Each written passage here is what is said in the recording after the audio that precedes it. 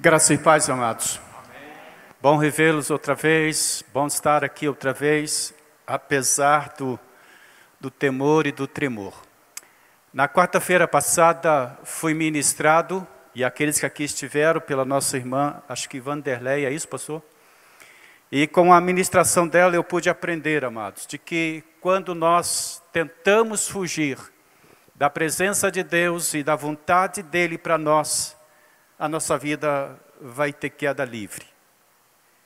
Deus chegou para Jonas e disse: disponha-te e vai à grande cidade de Nínive, porque eu tenho um projeto para ela através de você.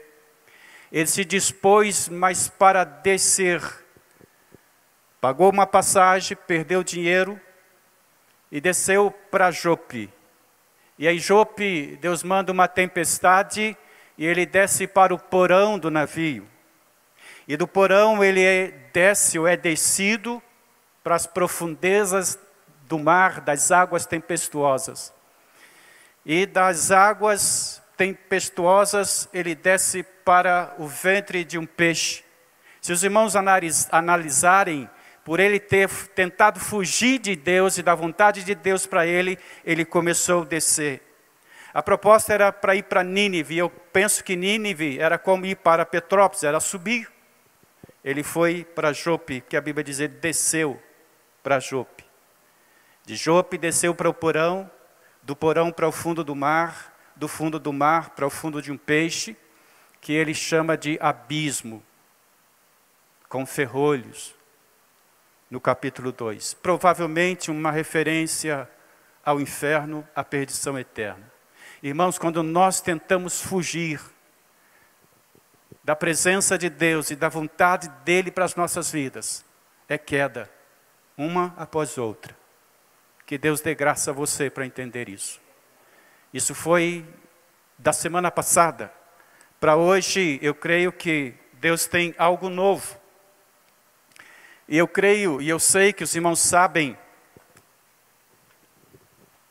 de que Romanos, Efésios, Colossenses, Tessalonicenses, 1ª e 2ª, Gálatas, foram cartas que Paulo escreveu às igrejas que ele organizou e pastoreou. Algumas delas, ou quase todas elas.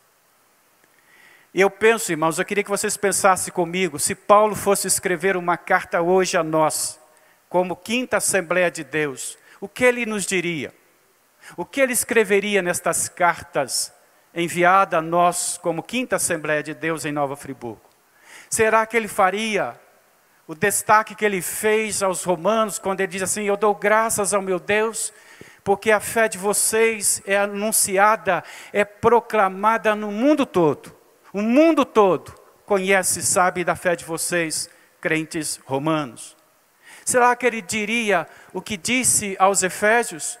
Eu dou graças a Deus porque a fé de vocês em Deus e o amor que vocês têm de uns para com os outros, irmãos, tem aumentado dia após dia.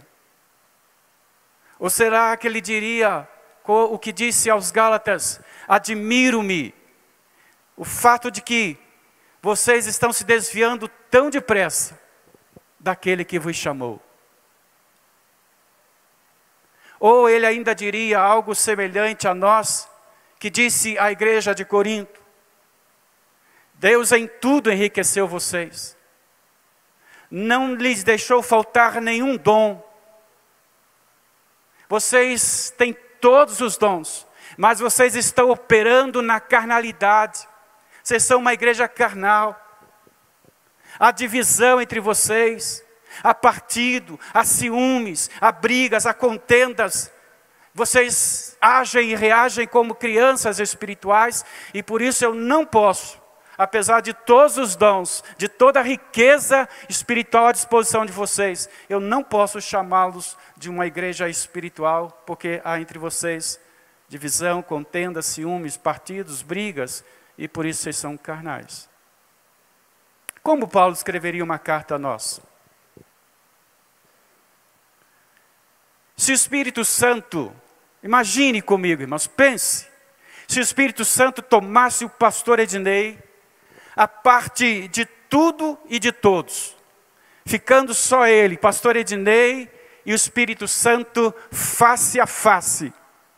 E o Espírito Santo começasse a falar a ele, algo para ele nos dizer como igreja. O que o Espírito Santo diria a ele acerca de nós? O que o Espírito Santo diria a ele para nos dizer? Irmãos, quem disse que o Espírito Santo já não está fazendo isto? A Bíblia nos diz em Romanos 15, verso 4, que todas as coisas que foram escritas para o nosso ensino. O que cabe a nós, o que tem nos faltado na verdade, é prestar mais atenção, é ser mais diligente, é prestar mais atenção às coisas que temos visto e ouvido, para que em tempo algum nos desviemos delas. A Bíblia nos diz que convém atentar com mais diligência para as coisas que temos visto e ouvido. Porque se a palavra no início falada recebeu justa retribuição, aqueles que não obedeceram a palavra no início receberam justa retribuição pela sua desobediência, justo castigo. Como escaparemos nós? Se negligenciarmos, se não prestarmos mais atenção, se não atentarmos, se não inculcarmos para as coisas que temos visto e ouvido como igreja. Tende cuidado, irmãos, para que jamais aconteça ao ver em qualquer de vós um perverso coração de incredulidade, que vos afaste do Deus vivo. Pelo contrário, exortai-vos mutuamente cada dia, durante o tempo que se chama hoje, a fim de que nenhum de vocês seja endurecido pelo engano do pecado. Porque nos temos tornado participantes de Cristo, se de fato guardarmos firmes até o fim a confiança que desde o princípio tivemos. Enquanto se diz, hoje, se ouvirdes a sua voz, não endureçais o vosso coração, como foi no dia da provocação. Ora, quais os que, ouvindo, se rebelaram? Não foram de fato todos os que saíram do Egito, por intermédio de Moisés? E contra quem se indignou o Senhor durante 40 anos? Não foi contra os que pecaram, cujos cadáveres caíram no deserto? E contra quem jurou que não entraria no seu descanso, senão contra os que foram desobedientes? Vemos que não puderam entrar por causa da incredulidade. Desobediência, incredulidade são palavras sinônimas. Temamos, portanto, que sendo-nos deixada a promessa de entrar no descanso de Deus, suceda que alguns de nós venha a falhar, porque também a nós têm sido anunciadas as boas novas, como se deu com eles no passado. Mas a palavra que eles ouviram no passado não lhes aproveitou de nada, visto não ter sido ela acompanhada pela fé por aqueles que a ouviram. Resta um descanso para o povo de Deus. Esforcemo-nos por entrar naquele descanso, a fim de que ninguém caia segundo o mesmo exemplo de desobediência. Porque a palavra de Deus, ela é viva, ela é eficaz, ela é mais cortante que qualquer espada de 2 gumes, e penetra ao ponto de dividir alma e espírito, juntas e medulas, e é apta para discernir os pensamentos e propósitos do coração.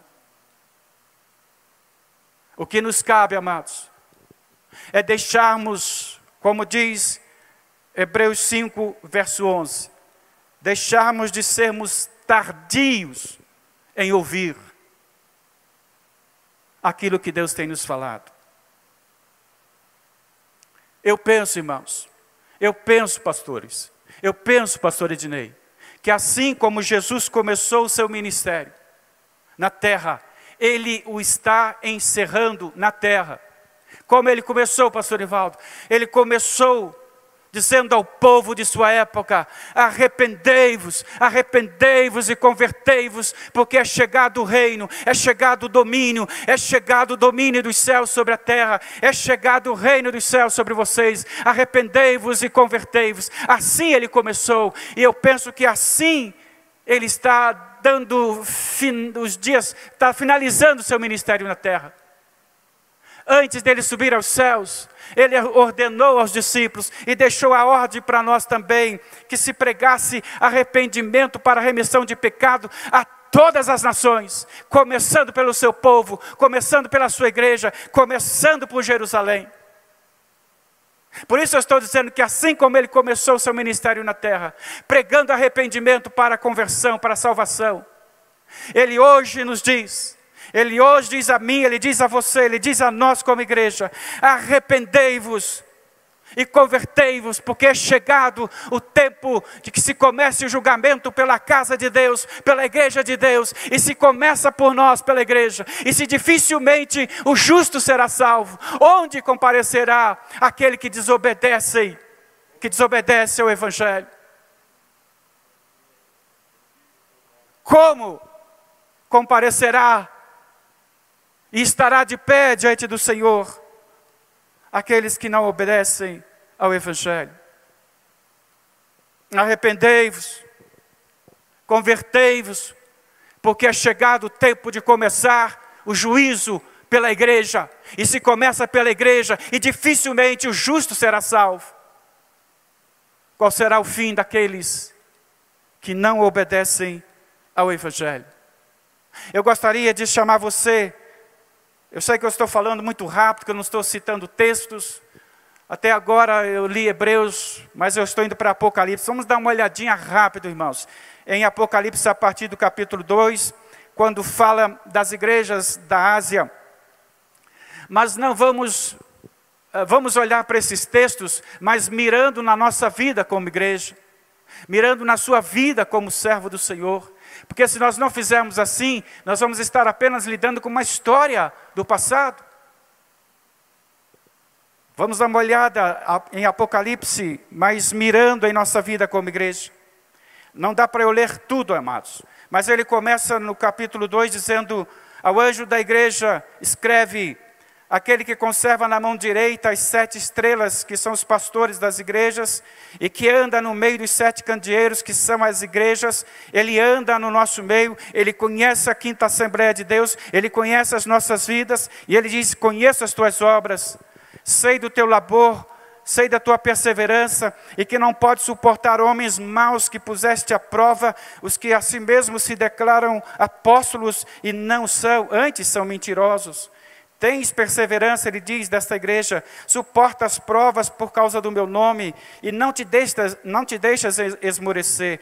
Tenho, porém, contra ti, que abandonaste o teu primeiro amor. Lembra-te, pois, de onde caíste, arrepende-te e volta à prática das primeiras obras. Irmão, se você seguir lendo, com exceção da igreja de Filadélfia e Esmirna,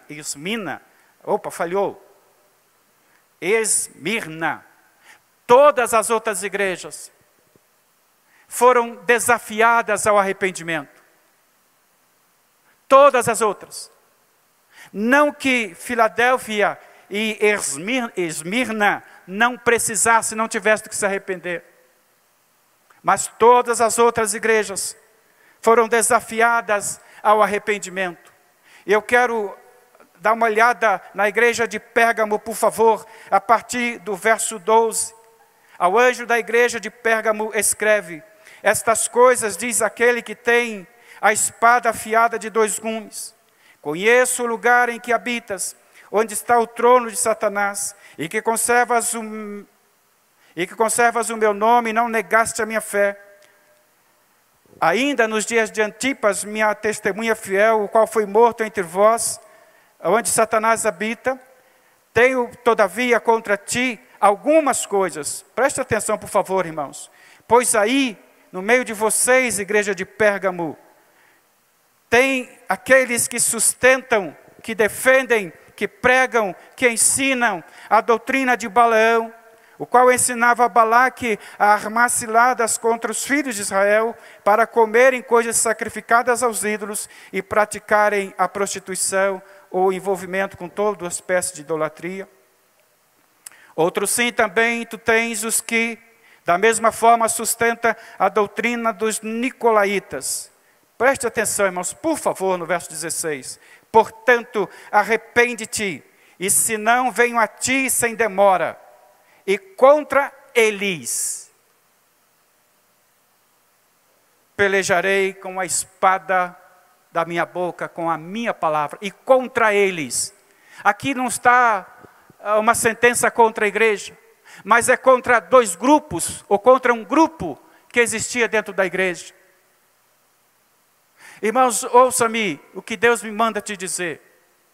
Eu não sei se você vai gostar disso, eu não sei se o pastor vai gostar, mas eu preciso dizer. Qualquer grupo de ministério dessa igreja, seja as crianças, os jovens, as mulheres, os homens, os pastores, as congregações, seja que grupo ministerial for, que quiser operar fora da visão da igreja como corpo, vai estar precisando de arrependimento, porque isso é pecado contra o projeto de Deus para a nossa vida como corpo. Qualquer grupo desta congregação chamada Quinta Assembleia de Deus, que quiser operar os seus ministérios fora da visão da igreja como corpo, como família de Deus, cujas características principais são unidade e comunhão. Não há como alguém ser salvo e viver desincorporado. Não há como alguém ser salvo e não estar comprometido uns com os outros. Qualquer tentativa nossa de operar nas questões ministeriais, fora dessa visão da igreja como corpo, estarão qualquer ministério precisando arrepender-se, porque isto é pecado.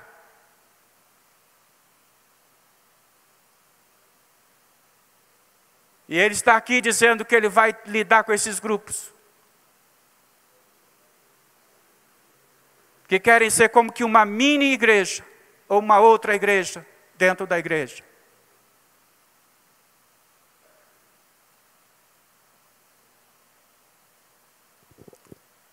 Dá uma olhadinha, a partir do verso 18. Na igreja de Pérgamo, a palavra é contra os grupos que querem agir independentemente. A partir do verso 18, propriamente verso 20, tenho porém contra ti, igreja de Tiatira, que toleras não um grupo, mas uma pessoa, uma mulher chamada Jezabel, que não somente se declara profetisa, não sendo profetisa, mas ensina e seduz o povo a praticar idolatria. Irmãos, eu não sei se você vai me entender. A igreja, olhe para mim, por favor, traz a sua mente aqui para frente. A igreja, como corpo, como família, como organização, ela peca tanto quanto indivíduo. Por que eu estou dizendo isso? Porque o pecado da igreja não é problema do pastor Ednei.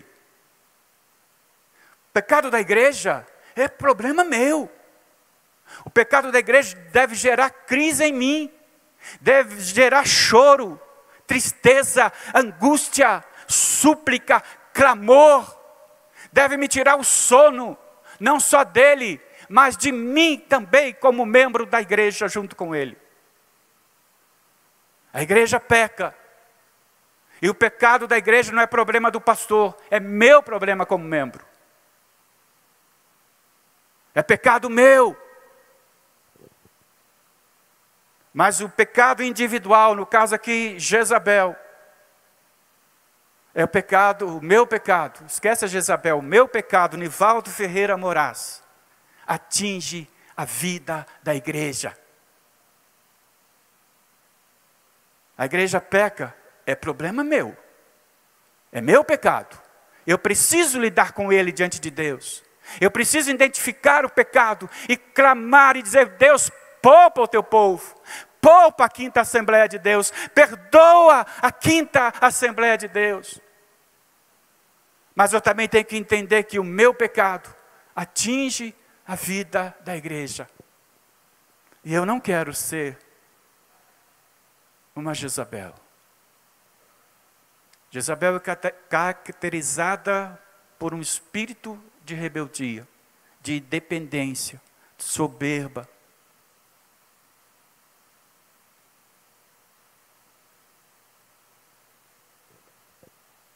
Arrependimento, irmãos, nada mais é do que os meus pensamentos, a minha mente, sendo transplantada pela mente de Cristo.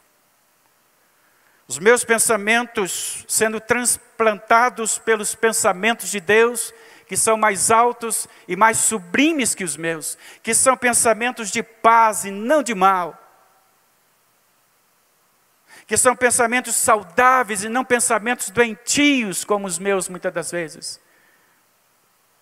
Arrependimento é isso, é a minha mente, os meus pensamentos sendo transplantados pela mente e os pensamentos de Cristo.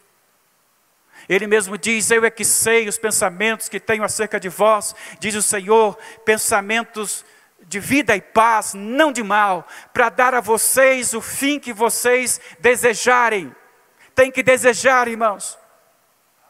E se vocês desejarem, vocês vão passar a me buscar. E se vocês passarem a me buscar de todo o coração, de todo o entendimento, eu vou me mostrar, eu vou me revelar a vocês. Irmãos, pare e pense nisso. Deus se mostrar, Deus se revelar. Imagine você, irmão Leal, buscando a Deus de coração, e Deus dizendo a você: Leal, você está me buscando? Pois não, eu estou aqui. E Deus se mostrar a você, e Ele diz: e farei mudar toda a tua situação.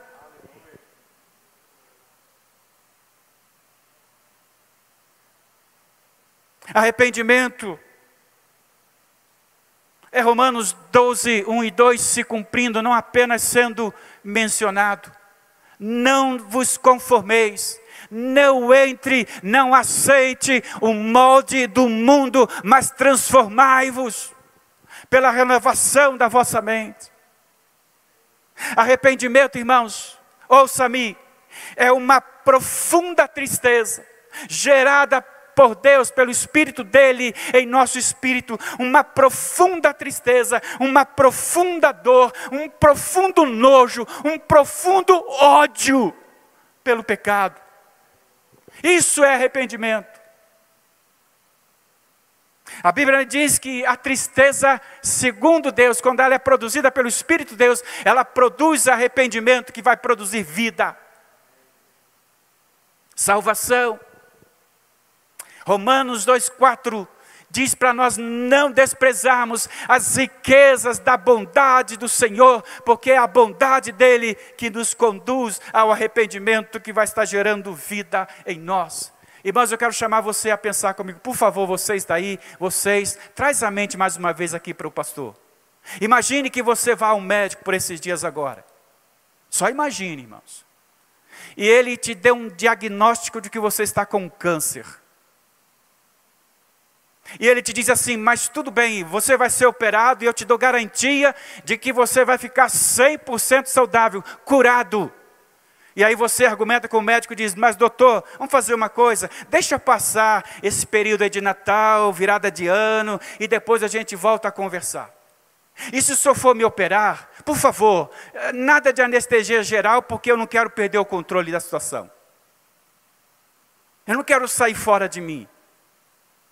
E se o senhor for me abrir, me cortar, não vai muito fundo não. Se tiver de deixar um resto lá, pode deixar, não tem problema. Eu só não quero... Irmãos, nós jamais faríamos isso. Jamais faríamos isso diante de uma notícia de um câncer. E por que com o pecado a gente não lida com o mesmo nojo, com a mesma ira, com o mesmo ódio, com a mesma vontade de ficar livre? Por que não? Porque o câncer, que pode matar apenas o corpo e não a alma, produz mais temor que o pecado. não deveria ser assim, não deve ser assim. O pecado ele é muito mais terrível que qualquer câncer.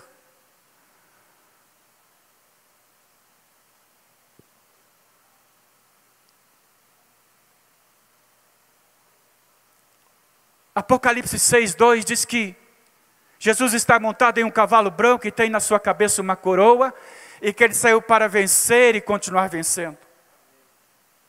Jesus nos céus, ele está sendo permanentemente louvado por sua vitória. Qualquer que seja a nossa experiência de aridez e fracasso, ele jamais é derrotado. Seu poder é ilimitado. De nossa parte, o que temos de fazer é nos colocar num relacionamento acertado com Ele, e então veremos a sua vida vitoriosa nos enchendo e transbordando de nós para outros. No entanto, para estabelecermos este relacionamento acertado com Ele, o nosso eu, a nossa vontade, tem que ser quebrantada e transformada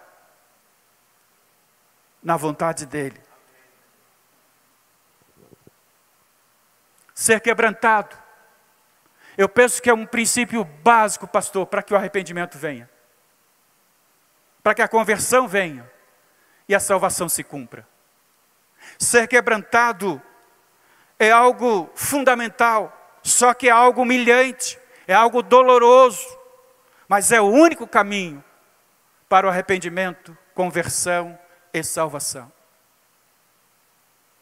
Há uma expressão em Gálatas que foi Paulo quem disse, eu não sei, eu acho que não posso dizer isso ainda, não sei se você pode, quando Paulo disse, não mais eu, mas Cristo.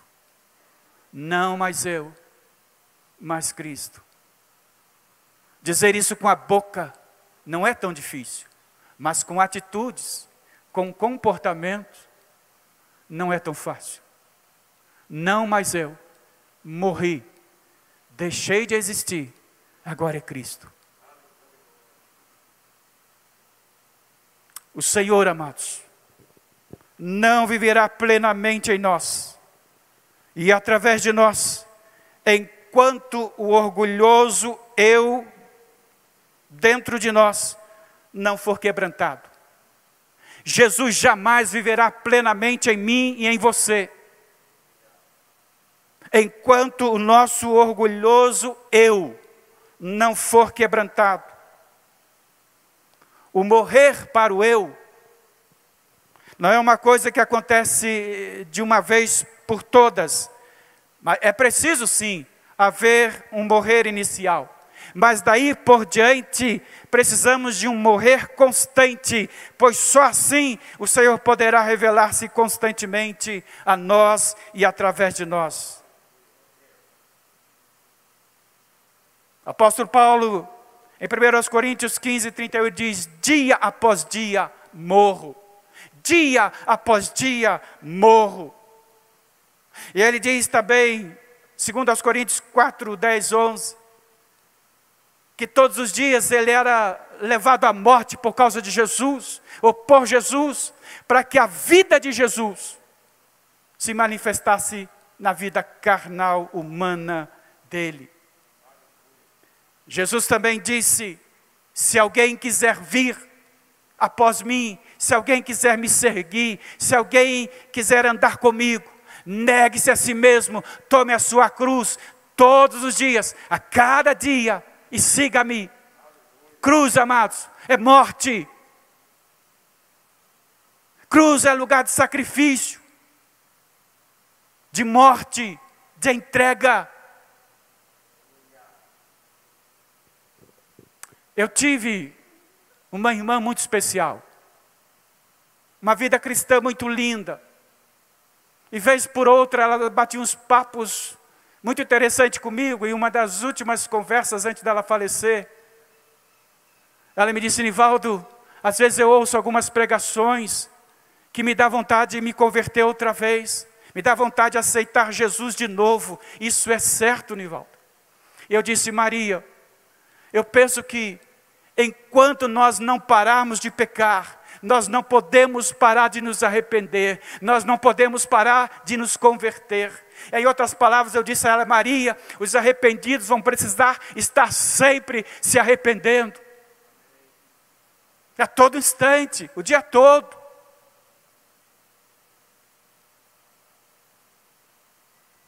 Eu quero te dizer algo, pastor, com temor, com medo de estar errando. Mas é um pedido. Que essa questão de arrependimento, conversão para a salvação, não seja apenas um programa às quartas-feiras, mas que venha a ser um estilo de vida para nós como igreja. Que o irmão insista nessa tecla, que o irmão bata nessa tecla, até que a gente chegue aos céus. Eu te peço isso. Eu preciso disso. Eu estou te pedindo isso. Concluo, amados. Algo que também é fundamental para o quebrantamento. É uma constante submissão aos que estão ao nosso redor. Isso é fundamental, porque a nossa submissão a Deus se mede pela submissão aos homens. Esta é uma maneira de Deus nos quebrantar, para que assim haja uma abertura maior para Cristo viver sua vida em nós. A única vida que é vitoriosa e que agrada ao Senhor Deus é a vida de Jesus, não a nossa, por mais que nos esforcemos, porque a nossa vida ela é egoística, ela é egocêntrica, ela é oposta à vida de Jesus, e jamais poderemos ser cheios da vida dele, a não ser que estejamos dispostos a permitir que Deus conduza a nossa vida, o nosso eu constantemente à morte.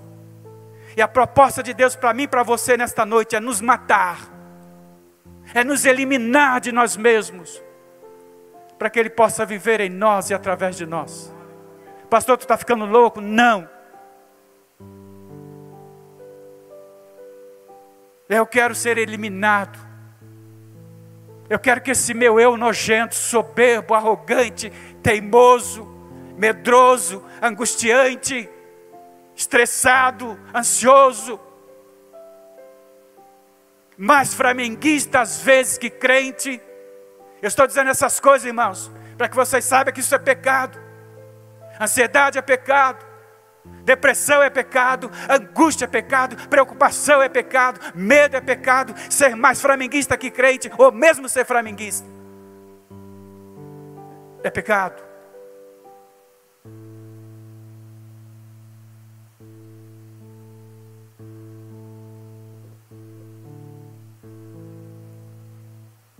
Então que o meu eu nojento venha a ser, dia após dia, morto. O que aconteceria, irmãos? O que viria se de fato viesse arrependimento? O que de fato aconteceria em nossas vidas se houvesse de fato arrependimento? Esse transplante da minha mente, do meu eu, pela mente de Cristo, das minhas vontades, pelas vontades dele para a minha vida. O que aconteceria? Eu teria uma porção de coisas para dizer segundo a Bíblia que aconteceria, mas eu quero te dizer só uma ou duas rapidinho, para nós orarmos. Com arrependimento, irmãos, virá refrigério. Ah, como nós estamos precisando de refrigério neste tempo. O salmista, ele diz algo que vocês conhecem tanto, de ouvir falar e de falar. O Senhor é o meu pastor. Ele unge a minha mente e a minha vida transborda. Ele refrigera a minha alma. O Senhor, por ser o meu condutor, pastor é aquele que conduz, aquele que dá direção, por Ele ser isso em mim, através de mim, por mim, para mim. Ele unge a minha mente. Eu tenho uma mente lubrificada. Eu tenho pensamentos lubrificados. Eu tenho pensamentos macios. E a minha alma é refrigerada por causa disto. Arrependei-vos e convertei-vos para que sejam cancelados os vossos pecados. e venha refrigério, e venha paz pela presença do Senhor. Ouça que texto. Eu concluo com este. Ouvi, ó terra, dai ouvidos, ó terra, ouvi, ó quinta Assembleia de Deus, porque é o Senhor quem fala.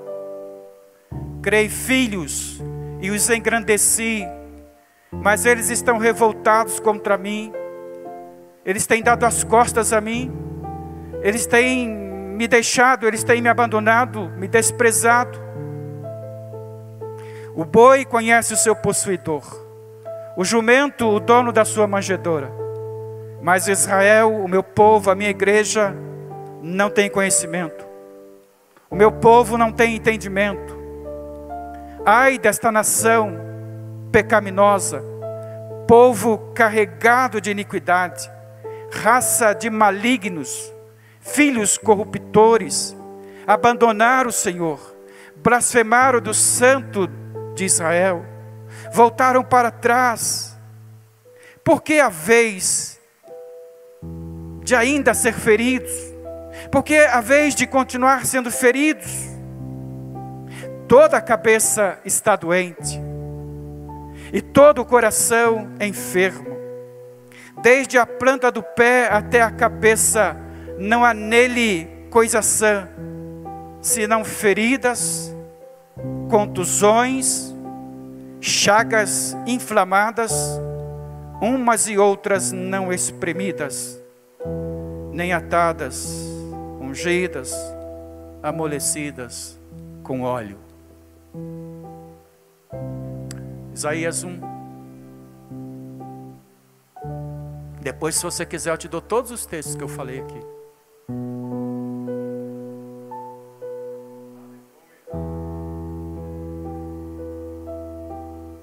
Porque a vez ainda de continuar sendo feridos, visto que continuais em rebeldia, toda a cabeça de vocês, a mente de vocês, os pensamentos de vocês, as emoções e os sentimentos, está enfermo.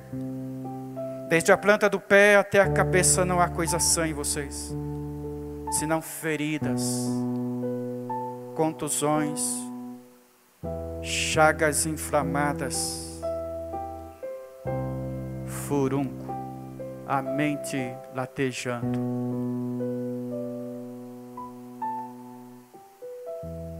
Umas e outras não espremidas, nem atadas com óleo.